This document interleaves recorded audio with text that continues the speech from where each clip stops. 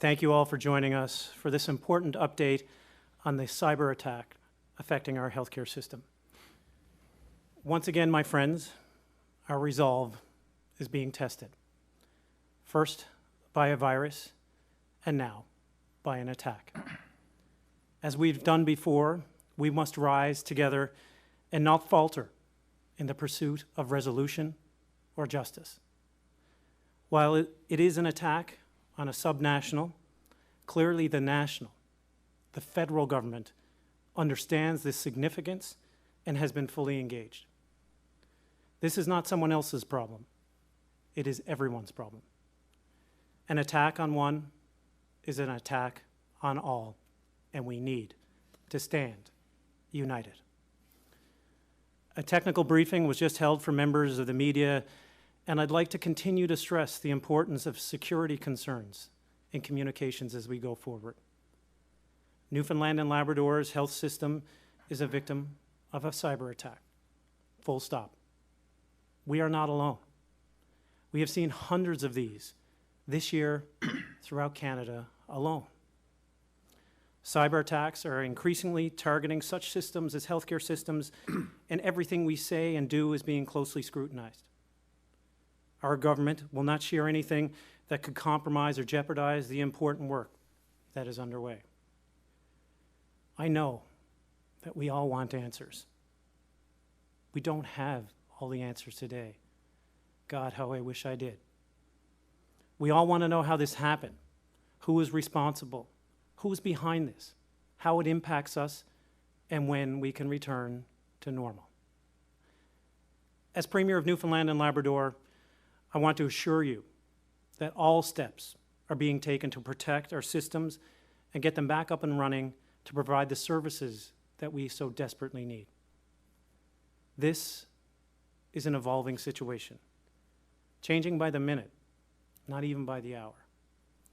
Through the course of the investigation thus far, it has been determined that some personal information and personal health information has been accessed. I know that that sounds alarming and frightening.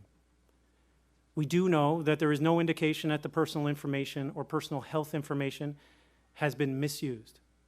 There's no indication that banking information has been accessed. The appropriate authorities have been contacted and are on the case. High caliber experts are working around the clock, and we have the support of our federal ministers and agencies like the Canadian Centre for Cybersecurity. Just last night, I spoke with multiple national security officials, and we all understand the gravity of the situation, and all efforts are being made to resolve it.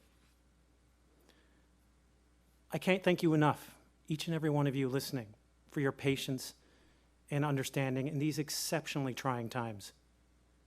I cannot thank the hardworking women and men delivering care within our healthcare system enough either. You are absolutely our province's superheroes, overcoming every obstacle thrown your way, every challenge, every barrier, to do what you love, what you're trained to do, to care for Newfoundlanders and Labradorians. Because of you, the people of Newfoundland and Labrador still have access to quality care. Thanks to all of you and everyone working so diligently to restore our systems. There is no question the next few days, weeks, and maybe even months won't be easy. We must collectively brace for uncertainty, but know our fortitude, our strength, and our spirit is stronger, deeper, and more courageous than any attacker. We must be united in our resolve. Thank you. I'll now ask Mr. and I'll throw it to Minister Haggie for some comments. Thank you, Premier. We are currently in day 11 of what is no doubt a very unsettling situation. We appreciate the patience of everyone impacted as we're continuing to work our way step by step through this matter. As Premier said, we can now confirm that some personal information and personal health information has been accessed from our system. This includes some information about current and former employees and patients. This affects Eastern Health for about the last 14 years and Labrador-Grenfell for approximately the last 9. There is currently no evidence of any data being accessed relating to Western Health, and with respect to Central Health, the investigations are still ongoing. Employee information that's involved may include names, addresses, contact information, and social insurance numbers. There is no evidence that banking information of employees was involved. In addition, we know that some patient information is involved.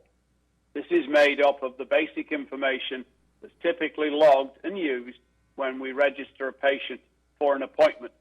That would include name and address, healthcare number, MCP, a reason for a visit, your family physician or referring doctor, phone number, birth date, email address for notification, inpatient or outpatient status, maiden name, or marital status.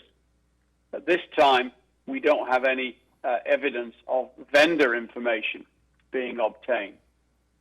An important message I need to give and reiterate here is that we have no information that any personal health information or personal information has been misused in relation to this incident.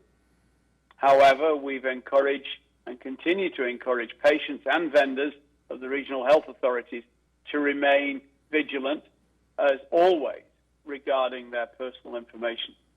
If you notice any unusual activity in any accounts or your account statement, please contact the appropriate service provider, such as your bank, as soon as possible.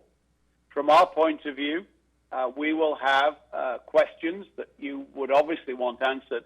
We will have material up on our website today by 5:30 for both employees and patients. By tomorrow at 10 o'clock, for those people who feel their issues have not been dealt with by the material on the website, there will be a toll-free number. This will be repeated in our public service announcements going out later on today. But for those of you with a pen, it's 1-833-718-3021. That will not be operational, however, until 10 o'clock tomorrow morning. So at this point, I'd like Minister Hogan to take more insight into some tangible steps we should take in such instances. But just to close by saying this is an evolving situation. We're trying to be as open and transparent as possible with the residents of the province. But we also need to be cautious about the third party watching, literally, what we're doing as we're speaking now. I also want to note that health authority staff, Centre for Health Information staff and department staff have worked literally around the clock and are continuing to do so to restore and renovate our IT systems. And in parallel with that, the investigations continue. So again, I thank those individuals, and I can't say enough good things about them. I'll close now, Premier, and turn it over to Minister Hogan for some comment. Thank you. Thank you, Minister. And again, I will reiterate what Minister Haggie and Premier Furey has said this afternoon, that data has been accessed. An investigation into the extent of that access is ongoing, but it is important for the public to know that steps have been taken to contain and mitigate any access that has occurred, which includes conversations with the Privacy Commissioner, engaging experts in cybersecurity, and an ongoing RCMP investigation into this matter. I think it's important now to tell the public that it is always wise to be vigilant when it comes to cybersecurity. This just brings it home a little bit harder that over the next coming days and weeks and maybe even months, as the Premier noted, we should add some extra level of vigilance to everybody in Newfoundland and Labrador. Of course, as already noted by the Minister and the Premier, there's no reason to believe that data has been misused, but we should take precautionary steps at this stage to ensure we're all protected to the extent that we're able to. These steps include contacting credit reporting companies in Canada to get your credit report. This is the best way, one of the best ways to identify if an identity theft has taken place, to review your banking information on an ongoing basis to see if there's any inappropriate withdrawals or deposits in that account that you're not aware of or that was not done by you. Of course, if that has occurred and you think or believe that there has been a theft from your bank account or any of your personal information, to contact the police or any other law enforcement agencies as necessary. You can also contact the Canadian Anti-Fraud Centre at 1-888-495-8501. Other things that we may not be aware of is receiving certain pieces of mail to your home which doesn't have your address or has banking information that's not yours. That could be another sign of identity theft as well. And always ensure that any information you're giving is secure as possible. I know during the media briefing and technical briefing earlier today, even things that we hear about, what we might not always do, like changing passwords on an ongoing basis, is very important to do, especially when it comes to your personal information and your banking information. So having said all that, just to reiterate again that we do not have any indication that any information has been misused. We do want to be open and transparent here this afternoon and advise the public what we know, and we will continue to provide updates on next steps in this process as they become available to us. Thank you, and I'll ask Dave Diamond to comment. Thanks very much, Minister. A lot has been said already in the comments, and at risk of repeating, I will just add a few comments. Obviously, we know any release of personal information creates quite a bit of angst for individuals, for our patients, and for our staff. And we recognize how difficult this news is today. Perhaps not surprising. Many folks in the public may have thought that some of this would happen as part of a cyber attack, and here we are. So we certainly appreciate how difficult this is to hear. In terms of the patient information, I'll just say again, as Minister Haggie mentioned earlier, for patients, the information is basic information that you would provide to a registration clerk if you were coming into one of our acute care facilities, coming in for appointment. It's your name and your address, your MCP number, for example, who you're seeing, the reason for your visit, your doctor, your phone number, your birth date, your email address, the reason you're there, your marital status, your mother's maiden name, race and religion. So it's that basic information that you would provide coming into any of our hospital facilities. We know how difficult it is to hear that, and so as has already been indicated, we have spent today and into tomorrow putting in place some supports, and more information will come out on this. Minister Haggie talked about the 1-800 number. We are also looking to contract credit monitoring, an opportunity for credit monitoring for patients who feel they would want to avail of that, and there will be more information coming out on that shortly.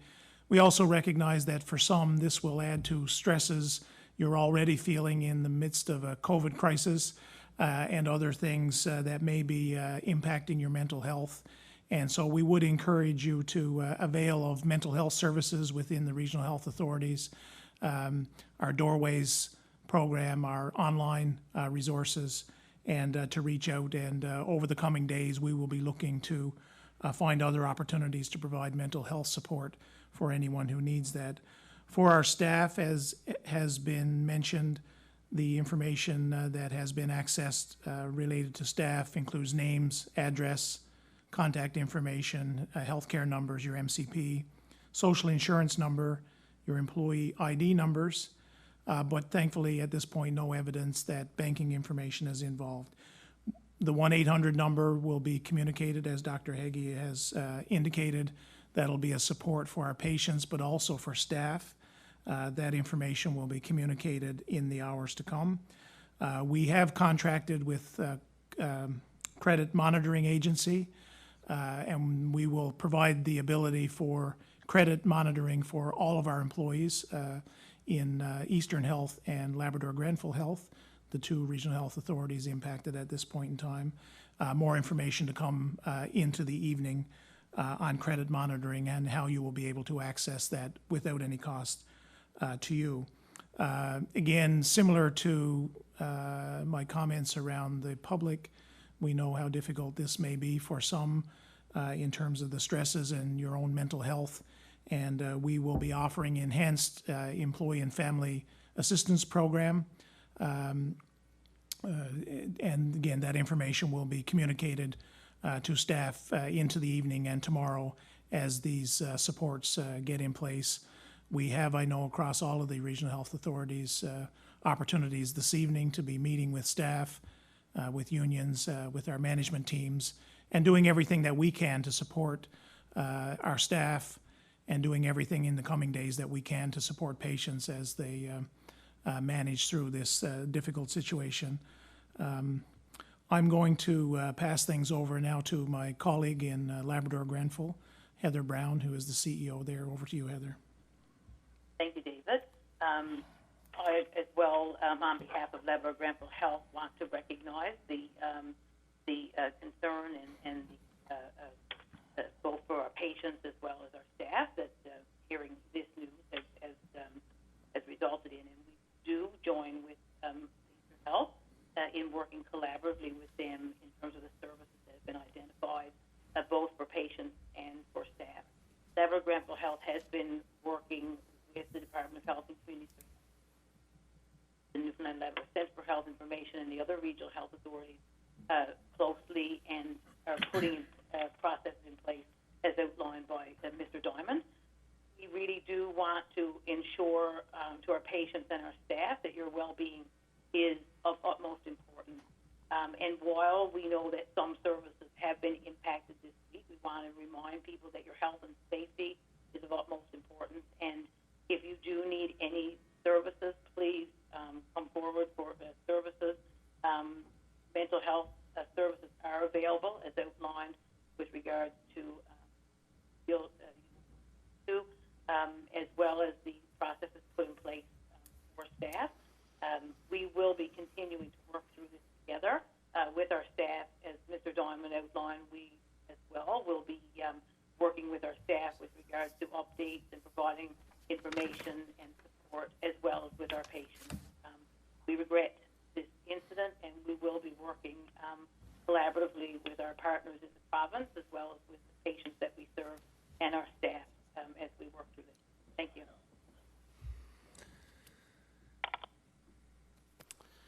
Well, thank you, Heather. We'll now invite questions from the media. I think before we do that, we should just say, as an overarching statement, that this is an abundance of caution. We can't comment specifically on security issues and active investigations. And we thought that this disclosure today was out of abundance of caution for public disclosure. The exact quantum is still being investigated in terms of the unauthorized access. Thank you, Premier. We have 7 media registered for today's availability. There will be 1 round of questions where each reporter will have the opportunity to ask 1 question and 1 follow-up. Our first questions are from Peter Cowan with CBC. Please go ahead. Even though this is described as basic health information, there's still a lot in there that's very personal. For example, disclosing the reason someone visited a hospital could reveal that they've had an abortion, got an STI test, for example. So what would you say to people who are now afraid that there may be very personal health information that is in nefarious hands and may end up being made public? That's a great question, and we can appreciate the anxiety that this news is causing people. And before I throw it to Mr. Diamond, who can talk to more specific on supports, we empathize with that scenario, but we felt at this point, having knowledge of this, that we needed to disclose it so that people could at least start to begin to get their heads around the fact that this has occurred. But again, we are unsure the exact quantum of unauthorized access at this particular moment in time. But Mr. Diamond, I don't know if you want to speak further to specific supports. Yeah, thanks, Premier. I think I think this is quite a serious breach, and so that's part of why we want to have this discussion today. So we're in no way suggesting that this information is not quite significant and serious, and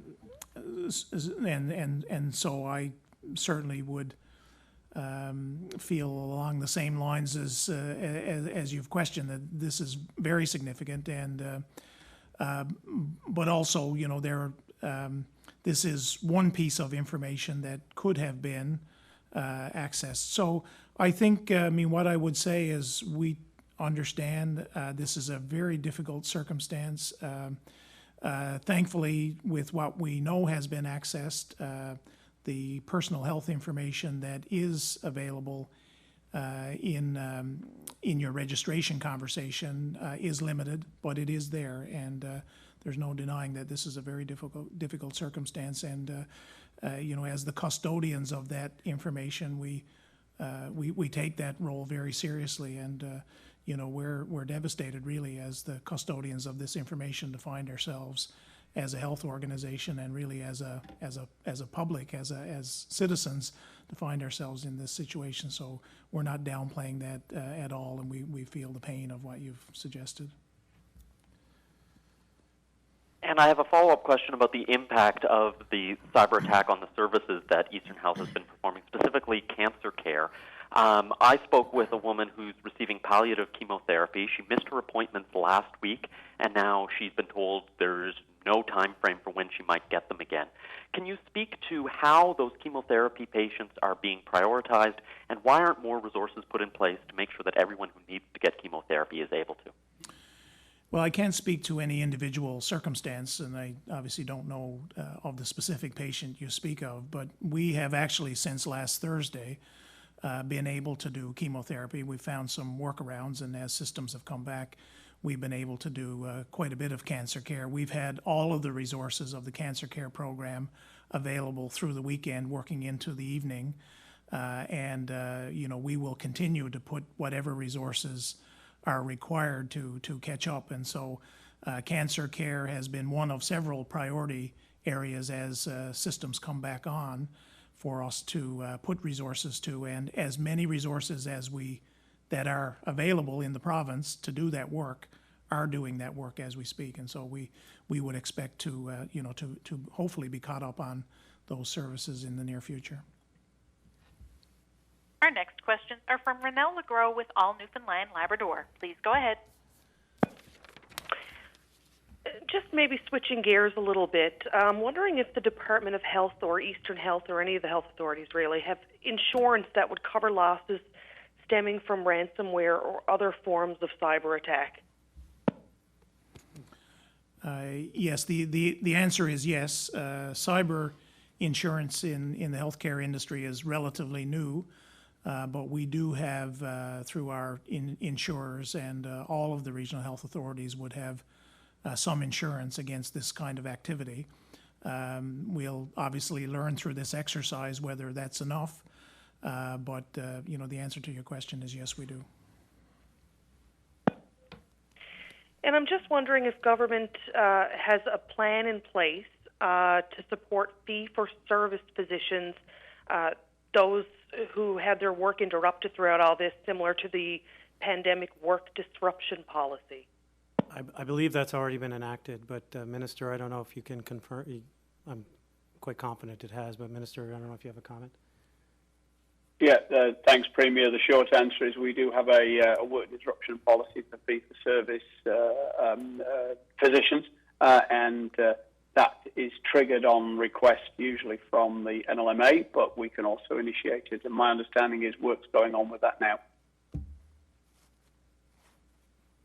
Our next questions are from Brian Callahan with VOCM. Please go ahead. Thank you. You've said the government has retained world-class expertise, or I think, Premier, the words used today were high-caliber experts to deal with the cyber attack. You haven't said who is providing that expertise, but local company Verafin, this is right up their alley, confirms that they confirmed for me anyway that they haven't been contacted or consulted either before the attack for security or monitoring, or afterward for advice on what to do. Why not avail of Verafin's world-class expertise? I mean, right now we're taking advice from experts at a national level, including the RCMP, CSC, and NELCHI's experts, and we have retained the people that they've advised, frankly, and that's been the course that we've taken, and those are the experts that we're following currently. We're certainly open to further discussions with Verafin. We're quite proud that Verafin is from here. Thank you. And just going back to the insurance issue, is there a deductible required to use that insurance? And is there any estimate yet on what all of this could cost the province, not just security-wise, but financially? There is no deductible on the insurance, and we've had lots of discussion as the regional health authorities together with the Center for Health Information and our insurer. So there's no deductible, and that discussion is ongoing. I don't have an estimate of what this is going to cost from a healthcare perspective, and I don't know from government. No, I mean, at this point, our priority is to restore the system in a secure, confident fashion so that people can get the services that they require. And there will be plenty of time to sort out the costs after. I've spoken with the opposition leaders, and they are both on board with respect to ensuring that we are doing what we need to with respect to getting the system restored, and if that requires expenditures, then so be it. But we'll have to sort that out in due time. Thank you. Our next questions are from Patrick Butler with Radio Canada. Please go ahead. Hello. How many people are affected by this? And if we don't have a clear answer, why don't we have a clear answer on that? We don't have a clear answer just yet because it's an active investigation ongoing, Patrick. I mean, we all wish that we did, but we don't. And out of an abundance of caution with respect to the investigation ongoing and future security implications, we can't comment further. And at this point, can we say this is a ransomware attack? Can we be more specific about exactly what type of cyber attack this is? At this point, there's ongoing investigation. It's still considered a cyber attack with unauthorized access. Our next questions are from Ben Cleary with NTV. Please go ahead. Hi, thank you. Does this affect, we've slowly seen some services coming back like chemotherapy, radiation therapy. Does this affect the rollout of services or services coming back? This particular breach per se does not impact that. The breach is obviously a result of the cyber attack. Our systems are slowly coming back online, and as systems do, our services are slowly increasing. We're still in a scenario where we're doing primarily urgent and emergent, but we're expanding. We're expanding every day what we're able to do, and so in areas where we either have a manual workaround that we've found to be effective, or where a system is up, or where there are procedures we can do without the need, as much need for diagnostic imaging or lab as examples, we've given the go-ahead to programs to really maximize what they can do with the resources they have available to them at any one point in time. So the breach is not connected to that, but certainly as we are able, over the last few days, we have been slowly but surely increasing what we're doing from a service perspective. Thank you. And I know we can't put a solid number on just how many people this affects. If somebody's been to, say, Eastern Health in the last 14 years as a patient, should they just assume that their information has been taken? I think the answer to that is yes. We don't have any more details than that. So at this point in time, we can't say. But that would be my view. But Minister. Go ahead, Minister. Yeah, one of the purposes of today was obviously to advise the public, but as the Premier said, we're doing this out of an abundance of caution. Again, we have no reason to believe that any information has been accessed has been misused to date. So the purpose is to let everybody in the province know that this has happened and to advise them that precautions should be taken to prevent any identity theft. These precautions should have already been taken by everyone, including everyone up here today, on an ongoing basis to make sure their identity is protected. Now that we're aware that their information has been accessed, it's just an extra sign here to us and to the general public that these precautionary steps need to be taken. So we don't have any information about the number of data points that have been accessed. Again, we're here to, out of an abundance of caution, to be open and transparent, let the public know that these steps should be taken. And of course, incumbent to that is to not jeopardize the ongoing processes that are in place. And we felt that broad disclosure narrowing when able was probably in the best interest of the public, to the Minister's point. Thank you. Our next questions are from Evan Corrine with the Telegram. Please go ahead. Hi. Is there any indication at this time when there will be more of an answer on whether Central Health was impacted by this? No, not at this particular moment in time. We will update you when we have something to update. But again, this is an active investigation, and we don't want to jeopardize it with further commentary here today. But I just wanted to clarify then, it hasn't been determined yet whether Central Health was impacted, correct? It's not confirmed at this particular moment in time. Our next questions are from Sarah Smelly with the Canadian Press. Please go ahead. You mentioned that no information, there's no indication that any information has been misused. What kind of misuse is the government watching for with respect to this information? Well, I'll get the minister to comment, but as the minister has already said, one of the most concerning things in 2021, of course, as we've seen as we move to a digital age, we live in a digital age, is identity theft, and that would be top of mind for all of us. So as a government, this is something that we are concerned about for the citizens of the province. But Minister? Yeah, I think that's right what the Premier said.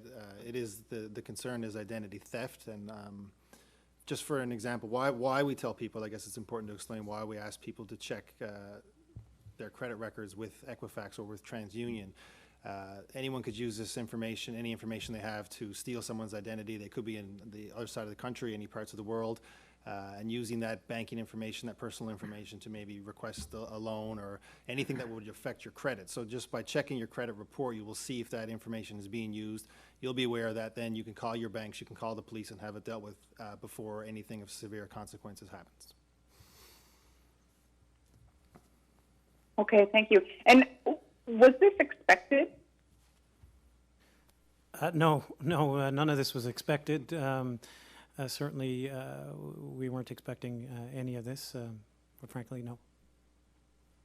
I mean, specifically, were you expecting that personal information had been accessed given the cyber attack we're experiencing?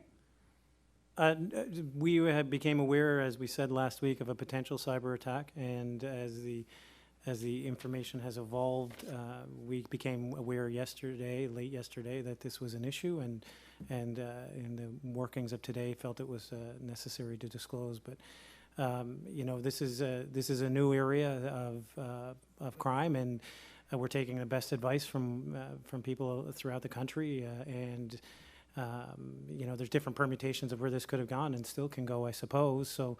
But we were hopeful that it wouldn't, but I mean, that was, I guess, a possibility, but we only had confirmation of that late yesterday. Thank you. Thank you, everyone. Premier, do you have any final comments for today? Yes, thank you all for joining. I know this is not news that you wanted to hear. Trust me, it's not news that any of us wanted to deliver. But rest assured, we are working hard and diligently to secure the system, to secure your health and your safety, and we will continue to do so. I'd like to again thank everybody working behind the scenes. This is a complex a file that requires nuanced language, and we would love to be able to share and communicate more fulsome even than we have to date. But in due course, there will be plenty of time to have a postmortem on what has occurred and lessons learned, and to move forward. I'd also like to again thank the federal government for their cooperation. Thank you very much, and we'll have more to say soon. Thank you, Premier. Stay safe, everyone. Take care of yourselves and each other, and enjoy the rest of your day.